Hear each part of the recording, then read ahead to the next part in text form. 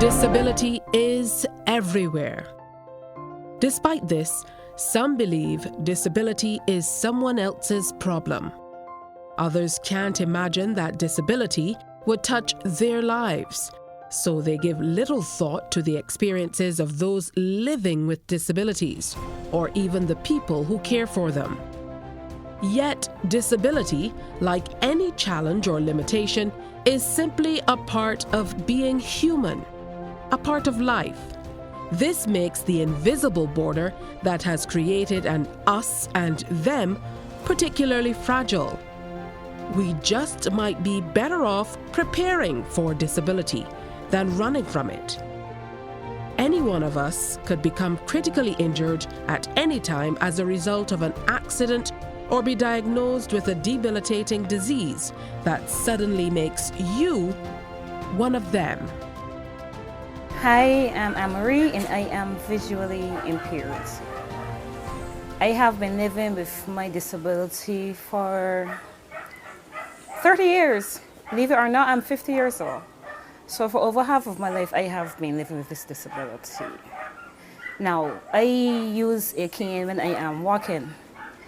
But the thing is, if I am not using my cane, people are obviously not able to tell that I have a disability.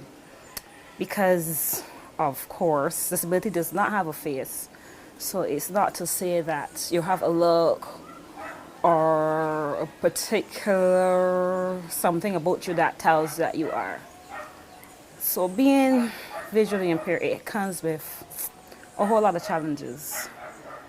People meet you on the road and they ask you things that I guess for them are normal, but it tends to be a little, what's the word I can say? It tends to be a little invasive, embarrassing, condescending. You know, when people ask you things like, if you bathe yourself, who dresses you, if you cook, if you clean, if you whatever. I mean, things that every other person bearing disability does for themselves. So it makes me think about what the general public sees as a disability. We often think of a visual or hearing deficiency as a disadvantage, when in fact, these traits are simply often different ways of perceiving, understanding, and interacting with our environment. Many persons with disabilities have adapted so that disability doesn't stop them from doing what they love. I do part-time at the Center for the Blind, so I love caning furniture. It's something that comes really natural, so I like to do that. I can do hair. I actually went to the training board to do a course, and it was interesting because I was the first visually impaired person to go do it, and I came through with flying colors, and yeah. So I like braiding and weaving and just basically trying out things to hair. I like reading, and yeah, I can't see to read. So I use Braille to read, or recently I have been using audiobooks, which are easy to access using my computer, because I have the JAWS program, Job Access with Speech. So it tells me whatever I press on the computer.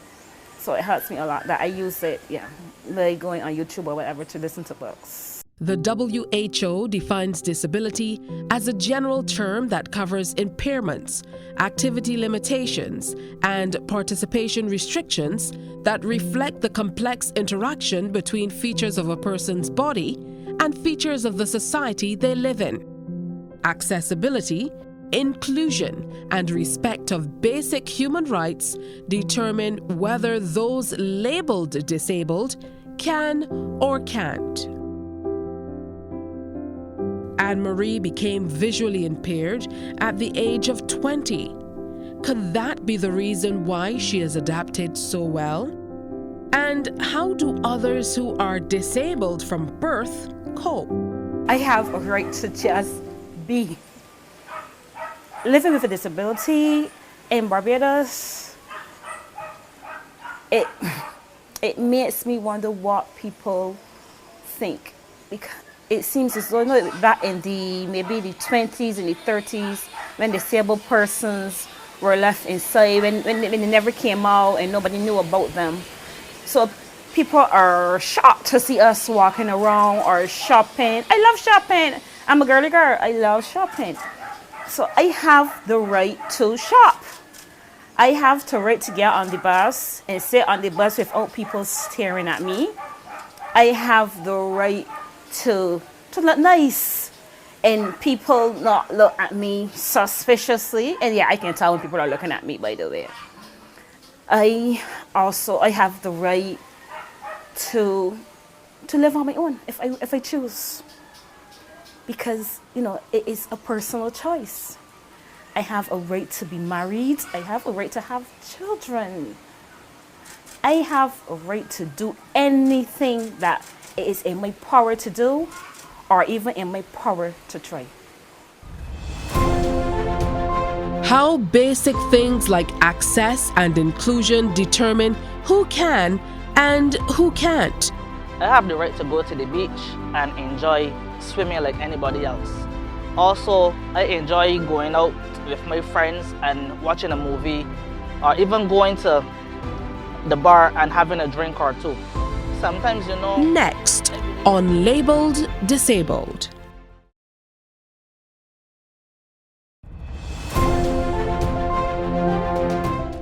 Christopher was born with a condition called spina bifida.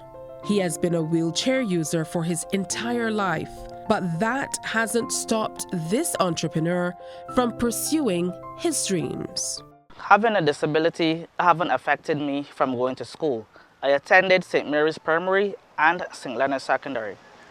I'm also a business owner of HKC Creations, which is a handmade jewelry business by myself and my mom. I'm also an athlete, which I do wheelchair racing in Paralympics. And I represent Barbados in many disciplines, also on conferences and also with speaking on the behalf of persons with disabilities like myself. Spina bifida is when a baby's spinal cord does not develop properly in the womb, causing a gap in the spine. Of the 4 million babies delivered in the US every year, about 1,500 to 2,000 are born with this condition. Life expectancy has increased significantly over the years, thanks to modern medicine. Living with a disability from birth hasn't stopped Christopher from pursuing his dreams. My philosophy in life is to live life to the fullest because for me, having a disability is only the beginning, but it's not the end of my life. My disability is just my identity as well as my wheelchair, but it doesn't stop me from moving around or doing what I set my mind to do. My greatest love first is representing my country in anything that I do. For example, like the wheelchair racing. And I was also a youth advocate under the United Nations, which gave me the opportunity to speak on the behalf of persons with disabilities in the region. The triumphs, challenges, and needs of people with disabilities are as varied as the individuals themselves. Our perception needs to shift to one that is mindful of the diverse ways these individuals perceive and navigate the world, especially since many are not born into disability but enter it as they travel through life. My disability is the loss of my legs, my feet, both. My life is pretty good. I do everything I want. My sons take me all about. Carry me all over if I want to shopping. The only thing that I would like to is to go to town. I like to shop sometimes, but that's one thing that I cannot do. So, no, everything that I want to do, if I myself, I do. If I want to bake, I bake. I cook for myself. The only thing I don't do is wash. The only place that I can't really go is town with the wheelchair because there's no access to the different stores that you like to go in. There's certain that you could go and there's other places that you can't go. So that's the only thing that I feel that we should look after as people. Going away, I went away when I lose my first foot, and traveling on the bus and everything was perfect. I went all about, I went in stores, I could have gone anywhere. Back home, there's certain places that you could go, and if I want to go, I have to go to Sherton, Hackett Hall, Sky Mall, and then places I have to go about town of it, South Park, anywhere like that you want to go, you can. Issues of accessibility need a critical examination and modern update to accommodate the thousands of disabled individuals who are currently marginalized by roads with no sidewalks, sidewalks with no ramps, ramps that are too steep and leading to buildings with narrow doorways, flights of stairs with no elevators, stores and offices with no designated parking spaces, and the list goes on and on. Truth is, even minor accommodations in these areas might make all the difference in helping these people lead what they believe to be normal, successful lives. Success for me is the ability to work and be able to provide for my family and take care of my daily needs. All of us in life have challenges, but for a person with a disability, that challenge multiplies. But with a little determination, we can overcome all things in life. Nothing in life worth having and living is going to be easy. I love being home. I'm not an outgoing person. This is my sanctuary. I love being in the house, watching television. I'm a big sports fan, so I'm always watching cricket, football, do a lot of reading, music. I love my gospel music, reggae. So that my life was surrounding my wife, but she passed early last year in July. So it's about making adjustments now and finding new challenges. Even though no one can transform our ingrained societal norms overnight, change is possible if we take time to listen, empathize, and regard every disabled individual as a complex person, trying like everyone else to fit in and build a life of their own. I think attitudes are changing, but they're not changing fast enough. I think we've become so singular in our way of looking at life now that everybody is about their own space. So it is difficult as a person with a disability, sometimes getting around, but there's always going to be challenges. There's always going to be challenges. You just got to find a way to overcome them. Using data from the Barbados Amputation Study of 2004, the Chronic Disease Research Center at the UWI Cave estimates that every year in Barbados, 1 in 100 people with diabetes will have an amputation. That's one of the highest reported rates worldwide. Negative attitudes are a major barrier for many disabled people to be connected with others. I realize that people in general don't know how to deal with people that got a disability. And they got some people is very helpful, and they got some people that is not. Like me, for instance, before I lose my other foot, and I walk in, people never noticed that I had a disability. Because I didn't used to use the cane or nothing, I used to walk normal. And if I have on something that you can't see it, then they take it for granted that you have your own 2 feet. They don't look, and they're not very courteous. Others, when they realize, then they act differently. So I believe we need to educate the public, because it's taken to being courteous and being observant to people with disabilities. As persons with disabilities try to function in environments not built for them, the physical barriers can sometimes be more awkward than the social ones. Moving around sometimes is very difficult. Having to access sidewalks or access buildings not being able to get inside because there are no ramps or any type of elevators to assist us in getting from one level to the next. I feel I got the right to do every single thing that I want to do without anybody telling me that I can't do it. That is what I feel. That is how I feel. So I try to do every single thing that I want to do. So that is me. And my sons just push me, and they say, well, sometimes they say no, and I will say yes, I'm going to do it.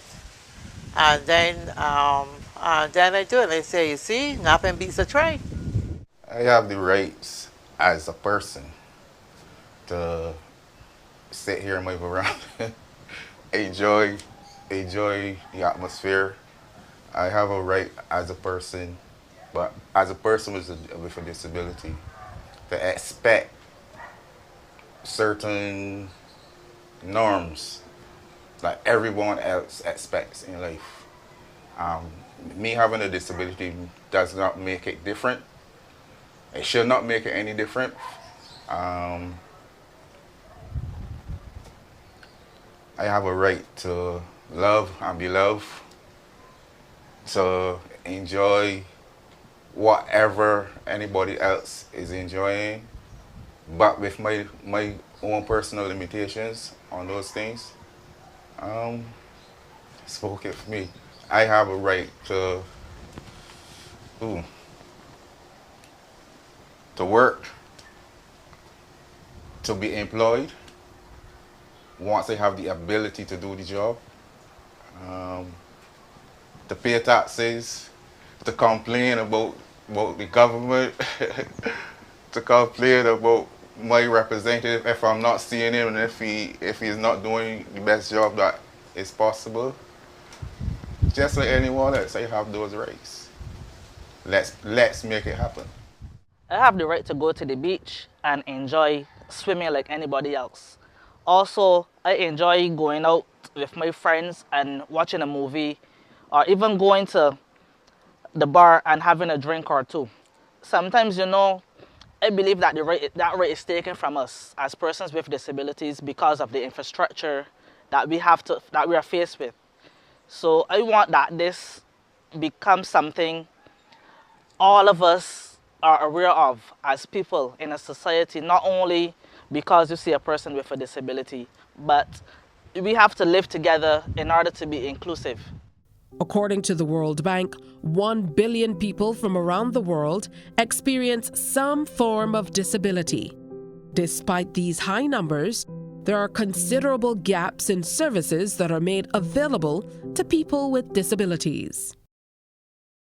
People living with disabilities just want the things that others in the community take for granted. Most importantly, they just want their human rights recognized and realized, and simply want to participate meaningfully in the life of their community. Without first-hand experience, many people believe that could never be me.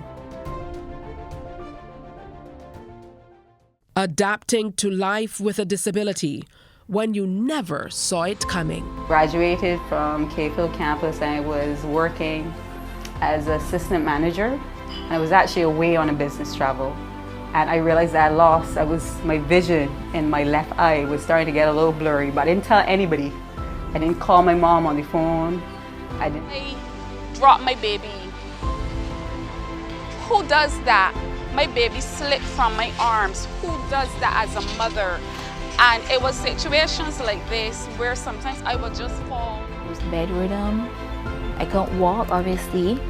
I remember just laying naked on a bed with sheets, starlight sheets. I had no visitors, just my immediate family.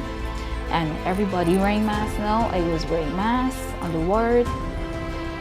And it was... When labeled disabled continues.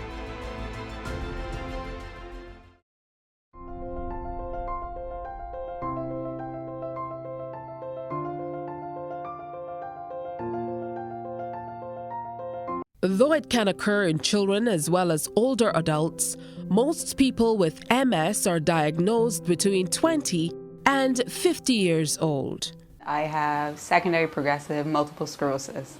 I didn't always have secondary progressive multiple sclerosis. I was actually remitting, relapsing. So I used to get sick, like in instances I used to get something called optic neuritis, so thereby I used to lose partial vision. And I've been blessed because I've never lost it in both eyes. I've always had it in one eye. So I would go to the hospital, load me up with the steroids, and my vision would come back. So as I said, I was remitting, relapsing, but as time went along, I became secondary progressive. Approximately 85% of people diagnosed with MS are initially diagnosed with a relapsing form of the condition, usually referred to as relapsing remitting MS. With secondary progressive MS, your disability gets steadily worse. I had graduated from Cayfield campus and I was working as an assistant manager. And I was actually away on a business travel. And I realized that my vision in my left eye was starting to get a little blurry, but I didn't tell anybody. I didn't call my mom on the phone. I didn't tell the person I was with that I was experiencing any challenges. I said, when I get home, I can let my mom know, because I didn't want to worry her, because I'm her only child. And I know that my mom would be like, "You're what? And you're down there? We got to get you back home." So I waited, I came home, and I would have discussed it with her. I went to my GP at that time, who was Dr. Mohammed down in Warrens. And I could tell by the look on his face that something wasn't right. He's just like, "Jamie, this isn't for me to deal with." And he would have sent me to an ophthalmologist. I think his name was Dr. Katz, I could be wrong, I speak under correction in Belgrade. And he also had a look on his face, Mr. Redmond. I couldn't believe it either. He looked on his face like, "This is not for me, JB." He was really pleasant too, but at the same time, they need to work on their looks, especially when you're going to tell people, like, I come to you for something, and you're like, "Oh, this is not for me." But he was just like, "No, this is not my forte." And he would have sent me to Dr. Marquez, a neurologist. I went to Dr. Marquez, and he did get a look on his face. But he let me know that he's not sure if I have MS, but I'm experiencing something called optic neuritis, and I needed to go in the hospital. So I would have called my mom. My mom was totally distressed, which is only understandable. And that's when he would have told me, sign me up. So I think I would have gone to him the Wednesday. It's crazy how I'm remembering this stuff now. I think I went to him the Wednesday, and by the Thursday, Friday, I was admitted to the hospital and hooked up to intravenous so that the steroids could flow through my body to bring back my vision. And my vision came back, and did a plethora of tests. Had something called lumbar puncture. I wouldn't wish that on my worst enemy. I would never forget that either. And he did that lumbar puncture, ran all the other tests, and everything came back negative, which I was grateful for. You know, but then 23, going 24, would have had other experiences with the same MS, would have gone through an MRI, didn't have any lesions in my brain at that time. And then based on all the other complications I was experiencing, I was still seeing Dr. Marquez, the pins and needles in my hand, constant pins and needles in my feet. And just the fact that my health was not doing the best, I still was going to my GP, but I still went to Dr. Marquez with the other ailments. So I had an appointment with Dr. Marquez, and I remember Dr. Marquez telling me that I have MS, and that same day with Dr. Marquez, because I was pursuing my master's in international management at the lovely Cayfield campus, and I had a presentation. So I left Dr. Marquez. I drove. I used to drive, but I don't drive anymore. And I would have gone to the campus to do the presentation. Jamie feeling like, yay, I got this. He told me I just got diagnosed with multiple sclerosis. I can still do this. But I would have seen presentations go before me. But then it was coming up to time to present, and I realized that my vision started to get blurry, and I thought to myself, is it possible I'm experiencing optic neuritis? But it wasn't optic neuritis. It was tears. I was crying. I didn't cry in Dr. Marquez's office. I didn't go to a presentation and cry. Dr. Lawrence Nurse was the lecturer. He realized what was going on, and he was like, okay, y'all don't have to worry about this. We can do this another time. Because my friend Stacy, she was willing to do my party presentation. But Dr. Nurse said, don't worry about it, we could present another time. And I realized at that time that as much as I felt that I had this, I didn't have it at that time.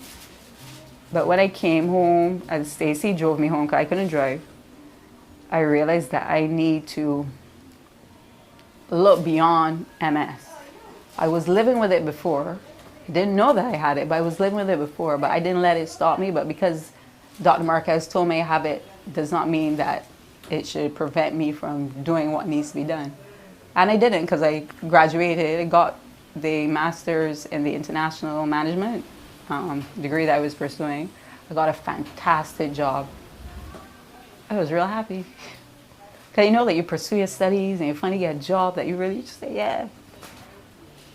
But then MS decided to rear its ugly head, because my office at the time at DFC was on the top floor and we had to climb stairs. And I realized that my foot was dragging along. Also my boss, he would have realized, and he knew what I had. But as I said, I wasn't like that. I wasn't impaired. And I had to say so long based on my walking was a challenge, and then fatigue. I get tired very quickly. Like even doing this right now, communicating with you, I may seem perky, but I won't mind lying down. But why should I lie down when I have things to do, you know?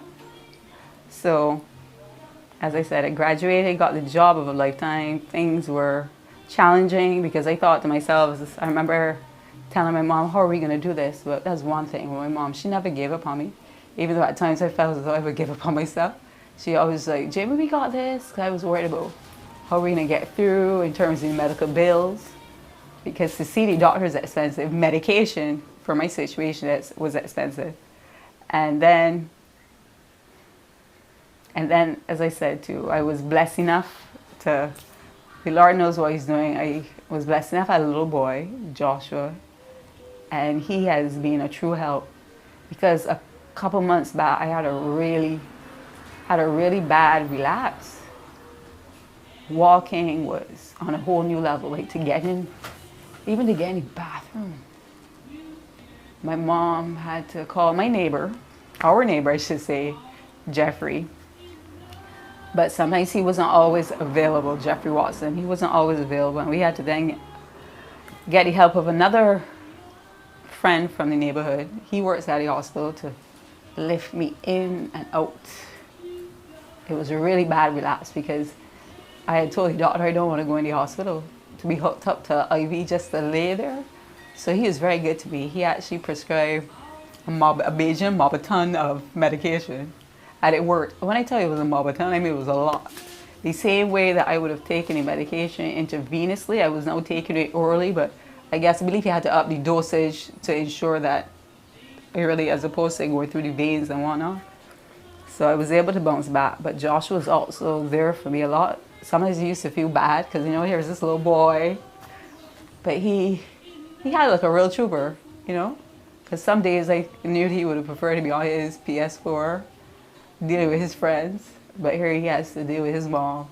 But he just like, get over it, mommy, I got this, mommy, don't worry about it.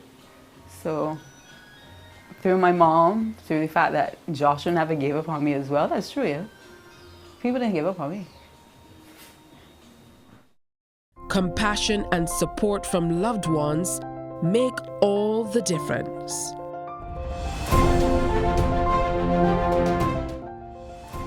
People's impairments aren't at all times physical and can't always be seen.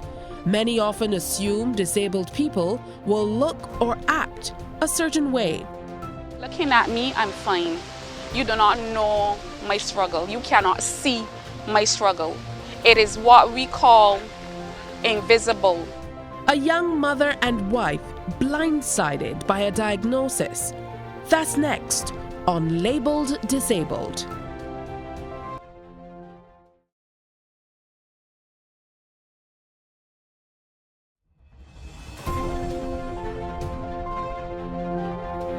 Symptoms of multiple sclerosis vary a great deal from one person to another.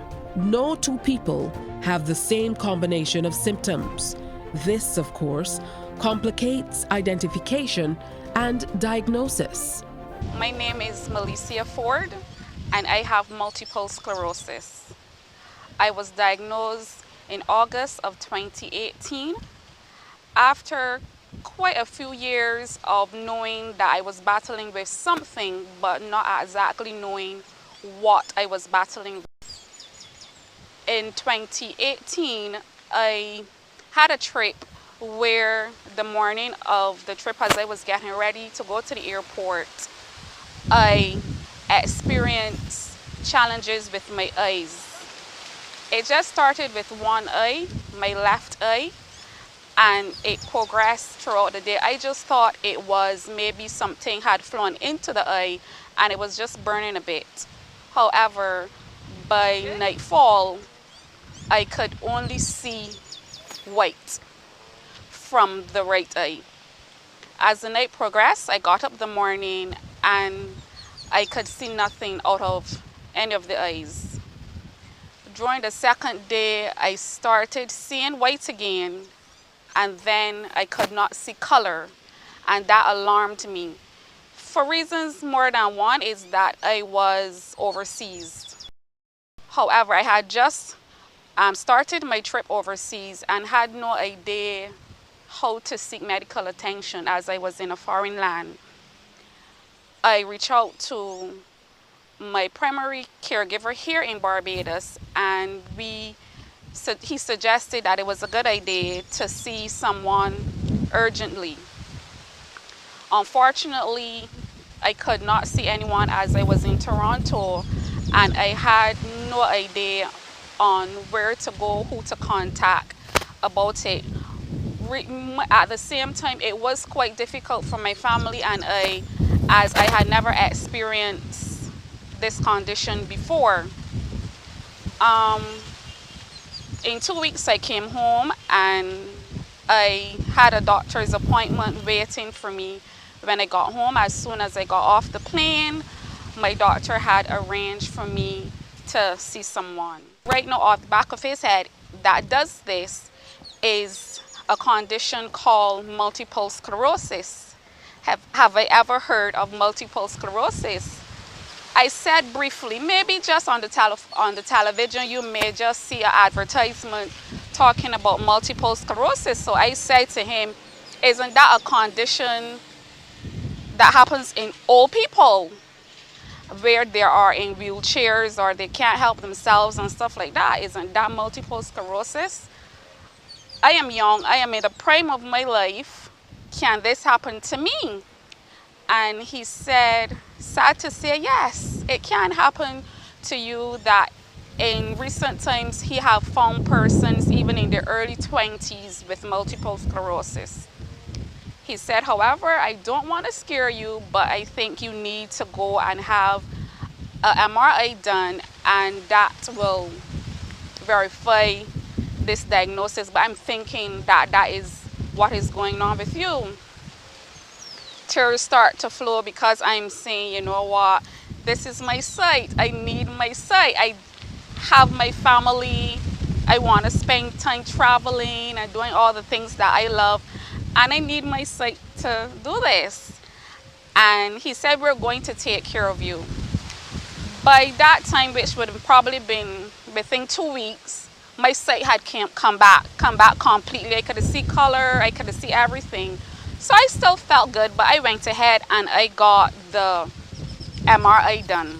The day that I got back my results, I sat in the car outside his office and I said, you know what, this envelope contains something about me. I'm going to open this envelope, I'm going to read and see what is going on.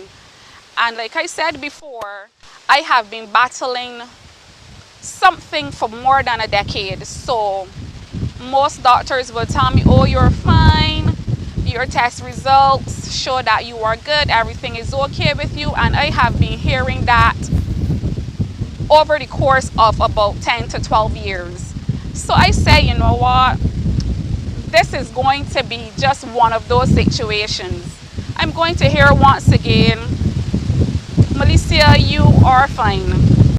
The first thing that popped out to me was words like severe, multiple, irreversible, and this just hit me for six one time because I am like, this sounds like something serious.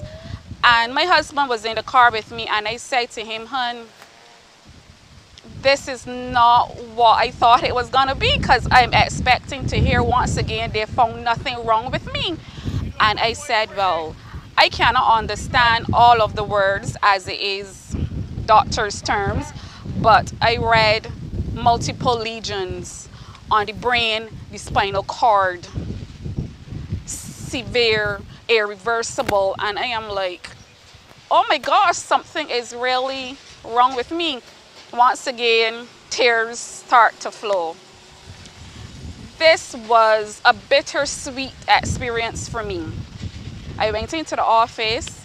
The doctor said, he opened the envelope and he said, I'm so sorry to inform you, but the MRI is confirming multiple sclerosis. I felt, I had two emotions that hit me. I felt like a ton of bricks, and at the same time, I felt somewhat relieved, because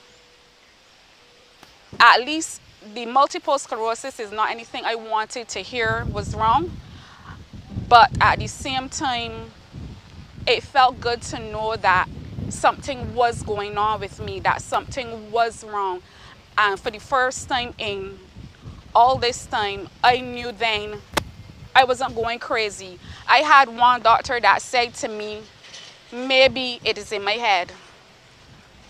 Maybe I am depressed. Maybe this, maybe that. And I said, no, it cannot be that, because I am planning my wedding. I am happy, so I cannot be depressed. This is not in my head. I dropped my baby. Who does that? My baby slipped from my arms. Who does that as a mother? And it was situations like this where sometimes I would just fall and I would stay on the ground, not to alarm my family. And I would just say something like, I was praying and I just fell asleep down there. So I know within myself that it wasn't anything going on in my head. I know I wasn't going crazy. So it felt good, even though it was not what you wanted to hear. But I felt good to know something was going on with me and that it was something that it was real. After this, I started my research. What is multiple sclerosis? Because I had no knowledge of it. My family, my relatives, close persons around me had no idea what multiple sclerosis was. So the internet became my friend. And you know, sometimes too much information is not good. That was me. I would spend hours on the internet just Googling what is multiple sclerosis, what it can do, what it wouldn't do, and stuff like that. And there was a time I just stopped reading. I stopped reading because it was too much. It was too much coming to me all at the same time. What was most hurtful to me was when I told my family. I have a 12-year-old daughter, and at the time she probably was like 10, and she didn't ask much questions. I tried to bring over to her as easy as I could, try to explain it to her. But she didn't have questions. She just said, okay, mommy. And then one day she was on my phone, because she loves to Google on my phone and stuff. And I just went behind her on my phone a couple hours after, and I realized that she had Googled, will a person die from multiple sclerosis? And once again, that brought tears to my eyes, because she did not come to me and have that conversation with me. She didn't know how to, but she went on the internet. And Obviously, she learned that I will live a very long life with multiple sclerosis. And I just saw her face change. So I knew that it was a relief for her that mommy's not going to die. This condition is not going to take mommy from me. So she felt somewhat, and then she opened up a bit and she was able to come to me and to talk to me. My husband is also on board, and he is my #1 fan. He is there for me through it all. And with multiple sclerosis, I will say you need a support system. You need it. Need it. You need persons in your corner. You need understanding persons that will lift you up, that will help you the days that you are down. And for me, a person with multiple sclerosis, but as you can see, I'm fine. Looking at me, I'm fine. You do not know my struggle. You cannot see my struggle. It is what we call invisible, an invisible condition. But I do have the struggles. I do have the constant pains, the numbness. I do have it all. Disability changes your life and relationships in major ways. Things that were once routine can seem insurmountable. I was diagnosed with MS in 2018. I think it was May 2018. I had went blind in my left eye after suffering from a very nasty migraine headache. And one morning I was coming down the stairs, realized I was walking oblong, like feeling for these steps. And I don't know what got into me, but I just blocked my eyes like that. And I realized I could have seen out the right eye, but the left eye, completely darkness. And I just made a joke in the house saying, "Oh, Mom, my head is hurting me so much that I can't even see out my eye." We brushed that off. That was on Easter Monday. That was an Easter Monday. And later that evening, we went to Oystings Fish Festival. Headache still there, the loud music and everything, lights, bright lights. I couldn't take it, so I came home. And the Wednesday morning, I got up. And still the nasty headache, still can't see out the eye. And by this time now, the eyeball is hurting. So when I roll the eyeball, blink, it's hurting. My mom told me don't play with my vision. I went to a QEH, accident emergency. I was seen by a doctor. I got discharged and was told to come back the Friday for, a follow-up. So I left and went back. By the Friday, still extremely pain despite the medication they were giving me to take.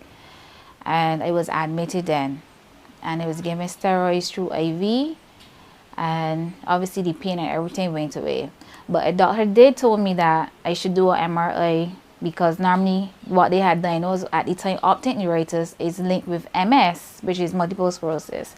And I couldn't put that on the back burner. A year later, it happened again, same experience with the blind eye, this time in the right eye.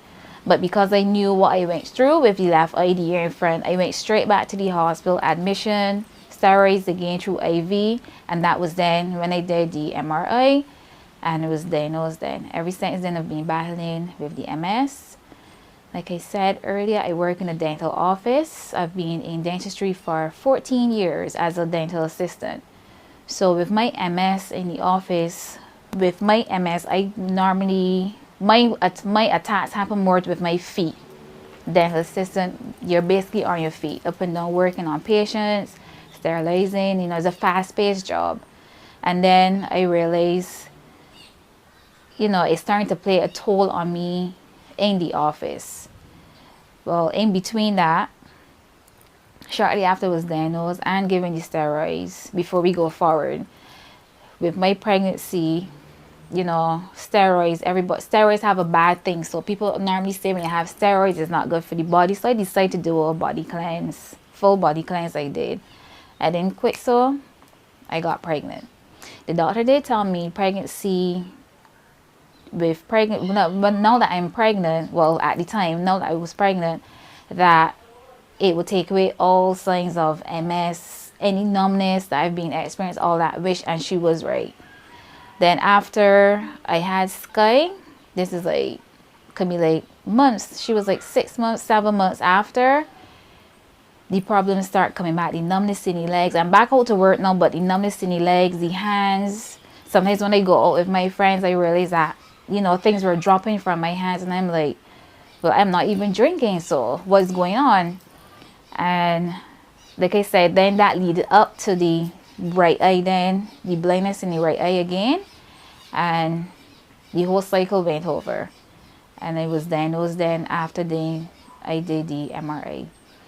And going forward now, back to the dental office, like I said, it's been playing a toll on me. There's sometimes I was working next to the dentist and like handing or mixing materials. I realized that, you know, the weakness in my arm, and sometimes the hand going numb, so I have to sit down or have to call to another assistant to come and take over the procedure that I was doing.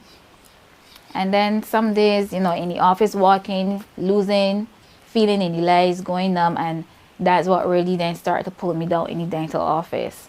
One morning, this was in 2019, I was on my way to work, nasty headache again, because I suffer from very bad migraines. So I was going in the gas station to get some Panadols, and on my way out, after I paid, I caught the van, everything was good, fine that morning. I got up, got dressed for work, everything was all right. But the minute I was about to leave the gas station, my entire left side went numb. Both my leg and my hand, and I fell. There were two people there, a gas station attendant and another young lady. They helped me, and I sat on a bench. It took me like 45 minutes before I could have really get back conscious, you know. And I remember the guy was asking if we needed an ambulance. And like I said, MS also interfere with your speech. So I'm trying to say no. In my mind, I'm saying no. Like, to me, I'm yelling no, but nobody can hear me. And I'm like, well, why y'all can't hear me? Y'all keep asking the same question. And then I realized, you know what, maybe they can't hear me. And I was able to move my right hand, and I gave a little wave to say, no, I don't need the ambulance. So I knew what was happening. So as soon as I got back feeling, I made my way into work. And it happened again. I was in the lab sterilizing some instruments then. And thank God one of my co-workers at the time she was there, she helped break my fall this time in the office. And I remember I going to the doctor then. And it was obviously, you know, giving medication. And 3 weeks after taking that medication, I had a nasty allergic reaction. So now this, dealing with the MS, and this brought on something called Stevens-Johnson syndrome, which is a very rare and sometimes fatal skin reaction. Adapting after diagnosis can become more difficult when complications, limitations, and additional health challenges appear. In Stevens-Johnson syndrome, the immune system overacts to medication or an infection. This causes flu-like symptoms, fever, blistering, and a rash. The top layer of skin may separate, leaving raw, exposed skin that's susceptible to infection. This syndrome is a medical emergency, and hospitalization is often required to identify the underlying cause and to control the symptoms while new skin grows. Recovery can take weeks or even months. And I remember going to one medical place, and they could not figure out what was wrong with me. All this pain I was in. I had sores in my mouth, like bloody mouth. Underneath the soles of my feet, had this rash. It started to come about my body. The vision got very blurry, and nobody knows what's happening. Well, they sent me home and told me I should go back to the doctor who prescribed the medication. But by the time we left that medical place, and it was like, no, I can't go home. Like, you know, I can't go home because we don't know what's happening yet. So this pain I'm in. So we went to, my brother took me to A&E once again. And we got there. At first, doctors still couldn't figure out what was going on with me, what was happening. They discharged me, and within hours of coming home, and you know, as the hours went by, in this very short space of time, as the hours went by, I got worse. And the breathing was somewhat in and out. The sores, like I couldn't swallow because my mouth just drooling, all this blood coming from my mouth. The sores got, I couldn't walk by then. So it was like barely scratching and bearing the pain as I tried to take a step. Back to the hospital, the doctor's like, yo, you're back so soon. It's like, yeah, getting worse. And then one doctor came and said, that looks like a case of early stage of the Stevens-Johnson.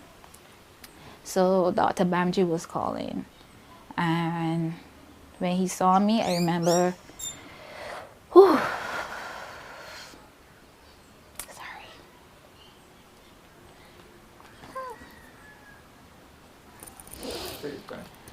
Oh, yeah. I remember him saying that I will get worse before I get better, you know, if I get better. And I remember on my bed there at that time, I said, you know, Doc, just do whatever you have to do to save my life. So here it was, like, I was taking some medication to help with my MS, but then brought on this other condition. And it's very rare, so that's hence why the doctors at first didn't realize what was happening in the early stages. I was admitted, and that was October 2019. And I was bedridden. I couldn't walk, obviously. I remember just laying naked on a bed with sheets, sterilized sheets. I had no visitors, just my immediate family. And everybody wearing masks now. I was wearing masks on the ward. And it was an experience that sometimes when I look back at photos, because I don't have really much of a memory, but when I look at the photos, then it brings it back, and I'm like, I cannot believe the pain and little suffering that I went through, and I'm here now today. Where are we in the fight to protect and promote the rights of individuals with disabilities? When Labeled Disabled returns.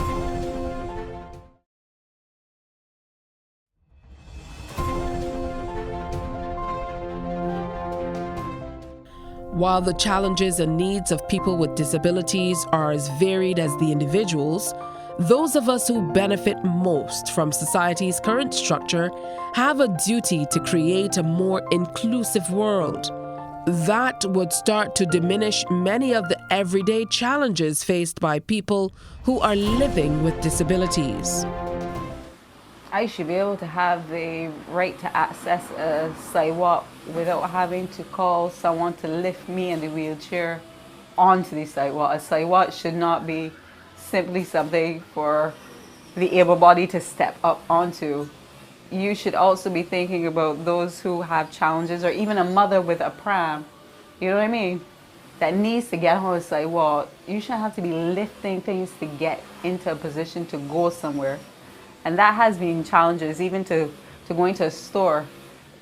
I remember a time we did a walk with the MS Society of Barbados through Bridgetown to show the people the challenges that we experience with our wheelchairs, our rollators, and our walkers. And we also would have done one on the West Coast. And if you saw what we had to put up with, I mean, there were instances where we actually had to go in the road because the sidewalks were either too high or they were so dilapidated in terms of there were potholes in the sidewalk and the bush and the shrubbery. So you imagine, here we are doing a walk on accessibility in Barbados, and we could not traverse on the sidewalk. We had to go in the road. But thank God at that time, the people were quite patient. I guess they saw walkers and wheelchairs in the road, and they didn't see, oh dear, I need to take care. They saw, oh dear, I need to make sure this is not a legal liability on my part. So that is something that needs to be contended with. Accessibility as it relates to sidewalks, even into stores. Accessibility as it relates to bathroom facilities. And then when the bathroom facility is accessible, there are people in them. People are in the areas that are for us. I remember a time too, my mom, we went out and we couldn't find a disabled park because the disabled parks were full with vehicles warranted. The people may have had a disability, but they did not have on the necessary stamp or the signage. And that's the thing, those spots are put there and labeled as being for the disabled for a reason, because they're close to a door. They're at an area where my mom doesn't have to worry about lifting or getting someone to lift the wheelchair because it has a ramp. So we have issues like that. And also, as I would have mentioned earlier, when I am going out, I have to call facilities to find out if they are accessible. And on more than one occasion, we did call when I went out with my friends. We did call the facility and they said they were accessible. Then we finally get there and then I still had to be lifted into the people's premises. You know, and I remember a time we went somewhere, a beautiful place. It was nice. I love it. Lovely restaurant. And my friends would have told them, oh, well, I have a friend with a challenge. She's a wheelchair user. And they still put us on another level, not another level with, what do they call it, elevator access, stairs, and not in 5 steps, though, a full flight of stairs. So things like that need to be taken into consideration, because it's not only for the people of Barbados, which are very vital, but you're claiming to be a society that is a tourist area. So people come to Barbados for a different take from their environment, and then they finally come here with their challenge, and then they can't get into a facility because the wheelchair door may not be big enough or they don't have ramps. So the people need to take those things in consideration whenever they're doing anything. Even when they're building sidewalks, you need to look through not just, oh, I build a sidewalk for people to walk on. I'm gonna have to build a sidewalk for people who need access, who do not have the ability to walk. I have the right to live a close to normal life and for my independence. When people hear that you're disabled or somebody with a disability, they always think that you can't do nothing at all, or you shouldn't be doing anything, you know, because you're disabled, you have a disability. You can't just get up and go as you like. But for me, I still think that people with disabilities still have the right to some kind of independence, do something on their own. It could be a job. Some people might be in a wheelchair. They may not be able to be physically on a job, you know, doing things, but there's computers, there's, you know, you can sit down and have a job doing something, you know, your mind is still going. So everybody, like I said, and like you say too, everybody's challenge is different. But I still think that people with disabilities still have the right to have their independence in certain areas. Acknowledge, understand, and embrace the widespread nature of disabilities. Disability touches every demographic category and impacts most people eventually through accident, illness, or aging. We must work to raise the quality and quantity of provision and services available to persons with disabilities. Encourage the necessary changes in our structural environment to enable persons with disabilities, both visitors and residents, to have access to facilities. Let's take the next step and leave discrimination of people living with disabilities behind. The task that falls to us is to make the political, social, and economic changes necessary to enable this to happen. Let's build a more inclusive Barbados. Let's make this happen today. Let's make this happen. Let's make this happen. Let's make it happen. Let's make this happen. Let's make this happen. Let's make this happen. Let's make this happen.